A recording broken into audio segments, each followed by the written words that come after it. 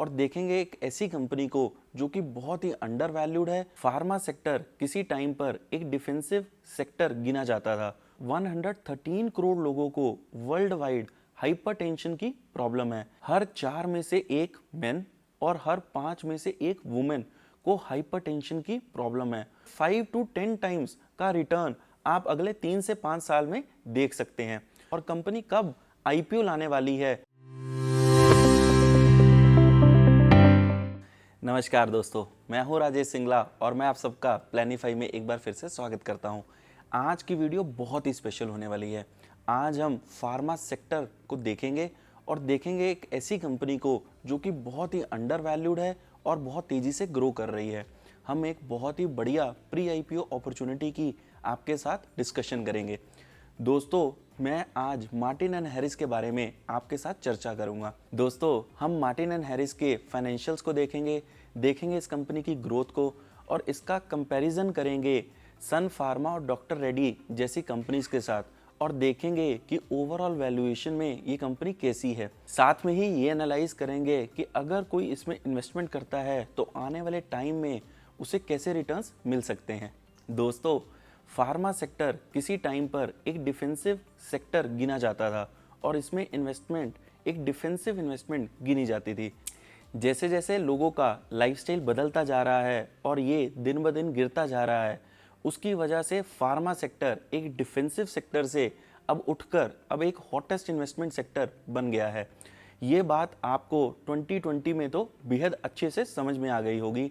अब दुनिया में नई नई तरह की बीमारियां आ रही हैं जिसके करस्पॉन्डिंग नई वैक्सीन्स और नई मेडिकेशंस आ रही हैं।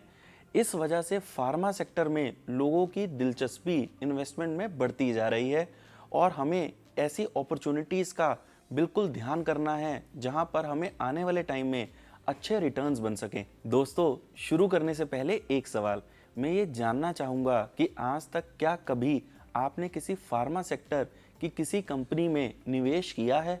अगर हाँ तो कमेंट्स में लिखिए यस, अगर नहीं तो कमेंट्स में लिखिए नो। मैं ये भी जानना चाहूँगा कि आपने कौन से फार्मा स्टॉक में इन्वेस्टमेंट की है और आप किस लेवल्स पर इसमें इन्वेस्टमेंट के लिए बने हैं और किस लेवल्स पर आपने एग्जिट किया है। मैं आपके कमेंट्स का बेसब्री से इंतज़ार करूँगा। दोस्तों, अब बात करते हैं मार्टिन एंड हैरिस कंपनी के बारे में। मार्टिन एंड हैरिस कंपनी की शुरुआत यहीं गुड़गांव में 1996 में हुई थी। कंपनी के ओवरऑल 2 प्लांट्स हैं, एक ऊना हिमाचल प्रदेश में और दूसरा रुड़की उत्तराखंड में। दोस्तों, अगर मैं मार्टिन एंड हैरिस के प्रोडक्ट्स के बारे में बात करूं तो ये फार्मास्यूटिकल ड्रग्स बनाती है। कंपनी का मेन फोकस हार्ट अटैक जैसी प्रॉब्लम्स को सॉल्व करने वाली मेडिसिन्स बनाने पर है। इसके अलावा हाइपरटेंशन और हाई ब्लड प्रेशर जैसी प्रॉब्लम्स को सॉल्व करने वाली मेडिसिन्स बनाने पर है। दोस्तों, WHO की रिपोर्ट के हिसाब से हार्ट अटैक और कार्डियोवैस्कुलर डिजीजेज की वजह से पिछले साल सबसे ज़्यादा जान गई। इसकी वजह से 1.79 करोड़ लोगों की जान गई। ये नंबर बहुत ही बड़ा नंबर है। दोस्तों, हाइपरटेंशन के नंबर्स तो इससे भी ज़्यादा शॉकिंग है। ओवरऑल 113 करोड़ लोगों को वर्ल्ड वाइड हाइपरटेंशन की प्रॉब्लम है। हर 4 में से एक मेन और हर 5 में से एक वुमेन को हाइपरटेंशन की प्रॉब्लम है। दोस्तों, अगर हम ओवरऑल देखें तो दोनों ही प्रॉब्लम्स, हार्ट अटैक और हाइपरटेंशन, बहुत बड़ी प्रॉब्लम्स हैं जिसको सॉल्व करने के लिए मार्टिन एंड हैरिस काम कर रही है। दोस्तों, अवार्ड और अचीवमेंट्स हमें किसी भी कंपनी की ग्रोथ के बारे में बताते हैं। ये हमें ये भी बताते हैं कि कंपनी का ओवरऑल एनवायरनमेंट और कल्चर कैसा है। अगर मैं मार्टिन एंड हैरिस के बारे में बात करूं तो इसे एसोचैम की तरफ से बेस्ट फार्मा एक्सीलेंस का अवार्ड 2018 में दिया गया था। इसके अलावा ministry of health and family welfare ने इसे बेस्ट इनोवेटिव प्रोसेस का भी अवार्ड दिया है। दोस्तों, मार्टिन एंड हैरिस की एक सब्सिडरी कंपनी भी है। इस कंपनी का नाम डिलाइट इंफ्रास्ट्रक्चर प्राइवेट लिमिटेड है। कंपनी का main source of revenue office income, derivatives trading और अदर इन्वेस्टमेंट इनकम से आता है। दोस्तों, अब हम मार्टिन एंड हैरिस के फाइनेंशियल्स को देखते हैं। मार्टिन एंड हैरिस के रेवेन्यू को देखें तो 2016 में ये 108 करोड़ रुपीस के थे, जो कि 2020 में बढ़कर अब 296 करोड़ रुपीस के करीब हो गए हैं। दोस्तों ये 29% की कंपाउंडेड एनुअल ग्रोथ रेट है। दोस्तों अगर हम इसके एबिटा को देखें तो 2016 में इसके नंबर्स 36 करोड़ रुपीस के थे, जो 2020 में बढ़कर अब 93 करोड़ रुपीस के हो गए हैं। ये 27% की CAGR ग्रोथ है।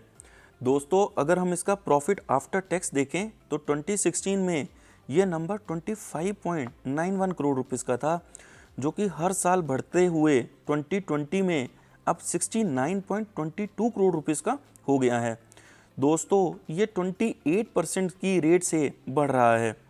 दोस्तों अगर कंपनी के टोटल असेट देखें तो 2016 में ये तकरीबन 99.5 करोड़ रुपीस के थे, जो 2020 में बढ़कर अब 366.5 करोड़ रुपीस के हो गए हैं। ये 39% की CAGR ग्रोथ है। दोस्तों ये नंबर्स ग्रोथ के हिसाब से काफ़ी शानदार हैं। आप देख सकते हैं कि कंपनी हर साल अपने नंबर्स को बेटर कर रही है और लगातार 25% प्लस की रेट से बढ़ रही है। दोस्तों हमेशा इस चीज़ को याद रखिएगा कि कंपनी जिस पेज से ग्रो करेगी उसी पेज से आपका पैसा भी ग्रो करेगा। अगर ये कंपनी 25 to 30% की रेट से आगे भी ग्रो करती रहती है तो हम आने वाले समय में भी इस कंपनी से इसी के करस्पॉन्डिंगली रिटर्न्स एक्सपेक्ट कर सकते हैं। दोस्तों मार्केट में ऐसा टाइम ज़रूर आएगा जब कोई भी कंपनी का शेयर ओवर वैल्यूड या अंडर वैल्यूड हो जाए मार्केट के सेंटीमेंट के अकॉर्डिंगली। दोस्तों अब टाइम है मार्टिन एंड हैरिस का कंपैरिजन करने का। हम इसका कंपैरिजन सन फार्मा और डॉक्टर रेड्डी जैसी कंपनीज के साथ करेंगे। दोस्तों सबसे पहले रिटर्न ऑन इक्विटी का कंपैरिजन करते हैं। मार्टिन एंड हैरिस का ये नंबर 21% का है, जबकि डॉक्टर रेड्डी का रिटर्न ऑन इक्विटी 14% का है। सन फार्मा का ये नंबर 10% ही है। इसमें मार्टिन एंड हैरिस को पूरे नंबर मिलते हैं। दोस्तों अगर मैं रिटर्न ऑन कैपिटल एम्प्लॉयड की बात करूं तो मार्टिन एंड हैरिस का ये नंबर 27% का है, डॉक्टर रेड्डी का ये नंबर 11% और सन फार्मा का ये नंबर 11% का ही है। इसमें भी मार्टिन एंड हैरिस को पूरे नंबर मिलते हैं। दोस्तों अगर मैं OPM यानी कि ऑपरेटिंग प्रॉफिट मार्जिन के बारे में बात करूं तो मार्टिन एंड हैरिस का ये नंबर 31% का है, डॉक्टर रेड्डी का ये नंबर 16% और सन फार्मा का ये नंबर 22% का है। दोस्तों प्रॉफिट मार्जिन का मतलब क्या है कि कंपनी ओवरऑल जितना भी रेवेन्यू जनरेट कर रही है उसमें उनको कितना मार्जिन आ रहा है। इसमें मार्टिन एंड हैरिस के नंबर्स काफ़ी स्ट्रॉन्ग हैं। दोस्तों अगर मैं प्राइस टू अर्निंग की बात करूं तो आप ये देखेंगे कि मार्टिन एंड हैरिस बेहद ही अंडर वैल्यूड कंपनी है। मार्टिन एंड हैरिस 4.6 के प्राइस टू अर्निंग के मल्टीपल पर अवेलेबल हैं, जबकि डॉक्टर रेड्डी 53.8 के मल्टीपल पर और सन फार्मा 30.5 के मल्टीपल पर अवेलेबल है। इसमें मार्टिन एंड हैरिस को पूरे बटा पूरे नंबर फिर से मिलते हैं। अगर हम प्राइस टू बुक के बारे में बात करें तो मार्टिन एंड हैरिस का ये नंबर बेहद ही छोटा है, जो कि बेहद ही अट्रैक्टिव है ओवरऑल वैल्यूएशन के हिसाब से।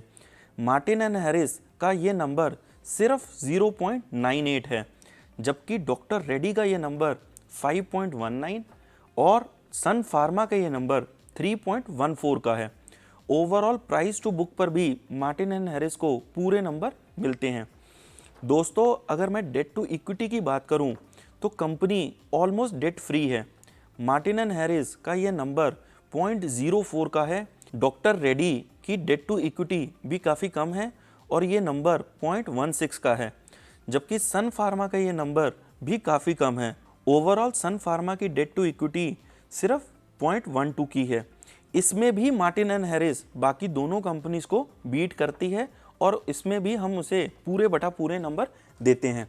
दोस्तों आपने देखा कि वैल्यूएशन पॉइंट ऑफ व्यू से मार्टिन एंड हैरिस एक बेहद ही अंडर वैल्यूड कंपनी है। हमारे हिसाब से ये कंपनी को आप इन्वेस्टमेंट के लिए ज़रूर देखें और इसमें यहाँ से 5 to 10 टाइम्स का रिटर्न आप अगले 3 से 5 साल में देख सकते हैं। दोस्तों अगर हम मार्टिन एंड हैरिस की ग्रोथ, फाइनेंशियल्स और पीयर कंपैरिजन का वैल्यूएशन देखें तो हम इसे 5 out of 5 की रेटिंग देते हैं और आपको रिकमेंड करेंगे कि आप इसमें ज़रूर इन्वेस्टमेंट करें। दोस्तों, अगर आप मार्टिन एंड हैरिस में इन्वेस्टमेंट देख रहे हैं तो आप हमें स्क्रीन पे दिए हुए नंबर पर फ़ोन या व्हाट्सएप कर सकते हैं या फिर हमसे ईमेल के ज़रिए भी जुड़ सकते हैं। दोस्तों, आप हमारी वेबसाइट पर आकर इस कंपनी की कंप्लीट रिसर्च रिपोर्ट देख सकते हैं। हमारी रिसर्च रिपोर्ट्स में पिछले 3 से 4 साल के फाइनेंशियल्स, इस कंपनी की ग्रोथ, कंपनी के फंडामेंटल्स, कंपनी का बिजनेस मॉडल, इंडस्ट्री आउटलुक और इसी के साथ ही अगर मैं वैल्यूएशन पॉइंट ऑफ व्यू से बात करूं तो कंपनी क्या एक अंडर वैल्यूड कंपनी है, फेयरली वैल्यूड कंपनी है या ओवर वैल्यूड कंपनी है, और वो भी डिफरेंट वैल्यूएशन मैट्रिसेस पर, जैसे कि हमने price to earning, price to book, enterprise value over EBITDA, intrinsic value जैसे पैरामीटर्स पर हम इन स्टॉक्स को एनालाइज करते हैं। इसके अलावा कंपनी की मैनेजमेंट, उनकी अकाउंटिंग प्रैक्टिसेस और कंपनी कब आईपीओ लाने वाली है, इस सारी चीज़ों को हम अपनी रिसर्च रिपोर्ट्स में ट्रैक करते हैं। आप हमारे इन्वेस्टमेंट स्पेशलिस्ट से बात कर कर हमारी रिसर्च रिपोर्ट्स को ज़रूर देखिए। इससे आपको एक अच्छा आइडिया होगा कि किस शेयर में आप कैसे रिटर्न्स बना सकते हैं। दोस्तों, ये research reports absolutely free of cost हैं। हम चाहते हैं कि हमारे इन्वेस्टर्स किसी भी इन्वेस्टमेंट करने से पहले उस कंपनी के फंडामेंटल्स को अच्छे से समझें। दोस्तों, मैं आशा करता हूँ कि हमारा ये प्रयास आप लोगों को पसंद आया होगा। अगर आपको ये वीडियो पसंद आए तो इसे अपने दोस्तों और फैमिली मेम्बर्स के साथ फेसबुक, व्हाट्सएप, लिंक्डइन और अदर सोशल नेटवर्क्स पर शेयर करें। दोस्तों, इस वीडियो को लाइक करें और आप अपनी फीडबैक हमें कमेंट्स में भी ज़रूर दें। मैं आपकी फीडबैक का बेसब्री से इंतज़ार करूँगा। दोस्तों, प्लानिफाई के चैनल को सब्सक्राइब करें और नोटिफिकेशन बेल के आइकन को दबाएं ताकि ऐसी बेहतरीन वीडियोस आप सबसे पहले देख सकें। मैं अपनी अगली वीडियो में आप सबसे मिलने की आशा करता हूं। तब तक प्लानिफाई के साथ आप अपने ख्वाबों को पंख दें और ज़िंदगी को संवारें और प्री आईपीओ में इन्वेस्ट करें, क्योंकि प्री आईपीओ परफेक्ट है।